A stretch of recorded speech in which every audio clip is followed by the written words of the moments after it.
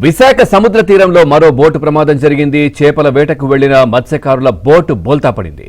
ఇక 7 మత్స్యకారులు fishing harbour కు దగ్గరలో సముద్రంలో చేపల వేట సాగిస్తుండగా ఈ ప్రమాదం జరిగింది. అలల తాకిడి ఎక్కువగా ఉండడంతో బోటుతో పాటు మత్స్యకారులు రాళ్ల మధ్యలో చిక్కుకుపోయారు. ఇక ప్రమాదంలో 2 మత్స్యకారులు గాయపడ్డారు. వారికి కేజీహెచ్లో చికిత్స అందిస్తున్నారు.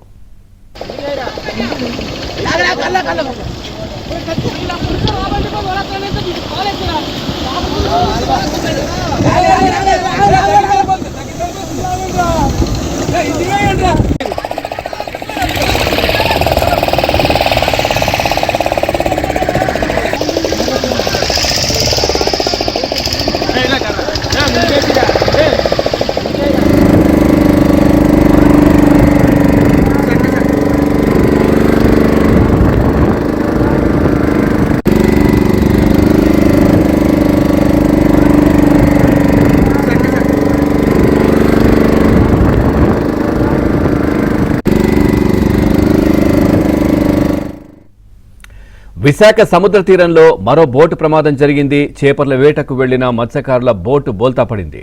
ఇక 7 మత్స్యకారులు ఫిషింగ్ హార్బర్ కు దగ్గరలో సముద్రంలో చేపల వేట సాగిస్తుండగా ఈ ప్రమాదం జరిగింది. అలల తాకిడి ఎక్కువగా ఉండడంతో బోటుతో పాటు మత్స్యకారులు రాళ్ల మధ్యలో చిక్కుకుపోయారు. ఇక ప్రమాదంలో 2 మత్స్యకారులు గాయపడ్డారు. వారికి కేజీహెచ్లో చికిత్స అందిస్తున్నారు.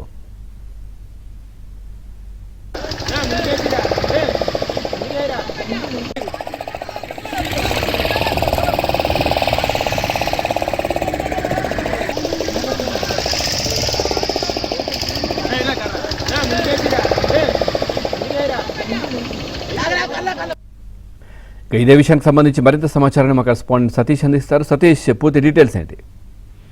పవన్, చేపల బోటు బోల్తా పడి ఒక 6 గల్లంతైన ఘటన మరొక ముందే ఈ రోజు తెల్లవారుజామున మరో చేపల బోటు బోల్తా పడింది. అయితే ఈ ప్రమాదంలో 7 కూడా సురక్షితంగా బయటకు పడడంతో కూడా ఊపిరి పీల్చుకున్నారు. అయితే ఈ రోజు ఉదయాన్న ఫిషింగ్ హార్బర్ సమీపంలో ఈ ఘటన చోటు చేసుకున్నట్లు తెలుస్తుంది. 7 మత్స్యకారులు ఫిషింగ్ హార్బర్ కు దగ్గరలో సముద్రంలో చేపల వాటు వెళ్తుండగా ఈ ఘటన జరిగినట్లు తెలిసింది.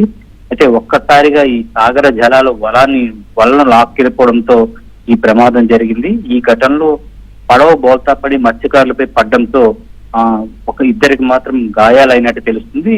మిగతా వారందరూ కూడా సురక్షితంగా చేరుతున్నారు. ఈ అలల తాకిడి ఎక్కువగా ఉధృతంగా ఉండడంతోనే ఈ బోటు బోల్తా పడినట్లు మత్స్యకారులు తెలిపారు. అయితే ఒక్కసారిగా ఈ బోల్తా పడ్డంతో సమీపంలో ఉన్న పెద్ద రాళ్లకు మధ్య వీరు చిక్కుకోవడం జరిగింది. ఇందులో 2 ఎవరైతే తాతారావు, ఆకాష్ అనే 2 మత్స్యకారులకు గాయాలయ్యాయి. ఒంటిపైన కూడా రక్తం వచ్చే గాయాలు అవడంతో వెంటనే వారిని ఒడ్డుకు చేర్చిన అనంతరం సమీపంలో కేజీహెచ్కి తరలించారు. అయితే ప్రస్తుతం వారిద్దరి పరిస్థితి కూడా నిలకడగా ఉన్నట్లు వైద్యులు ధృవీకరించారు. ఈ ప్రమాదంలో 2.5 లక్షలు విలువ చేసే బోటు, 2 లక్షల రూపాయలు విలువ చేసే వల పూర్తిగా దెబ్బతిన్నాయి. ఈ ప్రమాదంలో మత్స్యకారులు ఆర్థికంగా నష్టపోయారు.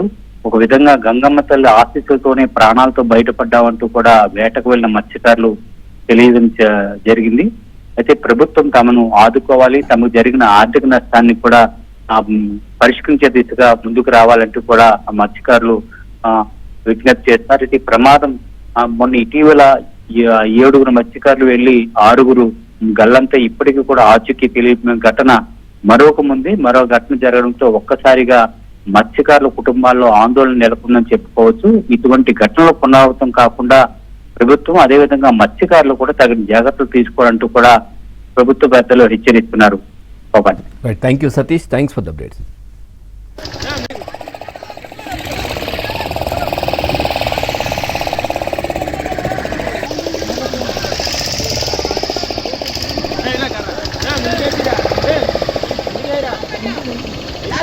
కళ్ళ